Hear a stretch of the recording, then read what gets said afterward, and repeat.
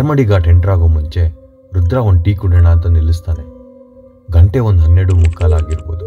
ನನಗೆ ಕಾಲ್ ಮಾಡಿ, ಜೋರು ಮಳೆ ಬರ್ತಾ ಇದೆ, ಮಳೆ ನಿಂತು ಕೂಡಲೇ ನಾನು ಹೊರಡ್ತೀನಿ, ಇನ್ನೊಂದು 2 ಅವರಲ್ಲಿ ಮನೆ ರೀಚ್ ಆಗ್ತೀನಿ, ನೀನು ಡೈರೆಕ್ಟಾಗಿ ಅಲ್ಲಿಗೆ ಬಾ ಅಂತ. ನಾನು ರುದ್ರ ಕೇಳಿಸ್ಕೊ ಅನ್ನೋಷ್ಟರಲ್ಲಿ ಫೋನ್ ಕಟ್ಟಾಯಿತು. ನೆಟ್ವರ್ಕ್ ಇಲ್ಲದೆ ಇರೋ ಕಾರಣ ಫೋನ್ ಕನೆಕ್ಟ್ ಆಗಿಲ್ಲ. ಇಲ್ಲಿ ಇಲ್ಲದೆ ಇರೋ ಮಳೆ ಸಡನ್ನಾಗಿ ಬರೋಕ್ಕೆ ಸ್ಟಾರ್ಟ್ ಆಯಿತು. ಗತರಾತ್ರಿ ಸಹಜ ಬದುಕಿನ ನೈಜ ಕಥೆಗಳ ಆಧಾರಿತ ಕಥಾಪಯಣ. ರುದ್ರನ್ ಜೊತೆ ಮುಂದೆ ಏನಾಯಿತು? ಅತಿ ಶೀಘ್ರದಲ್ಲಿ ನಿಮ್ಮ HK ವಿಜುವಲ್ಸ್ನಲ್ಲಿ.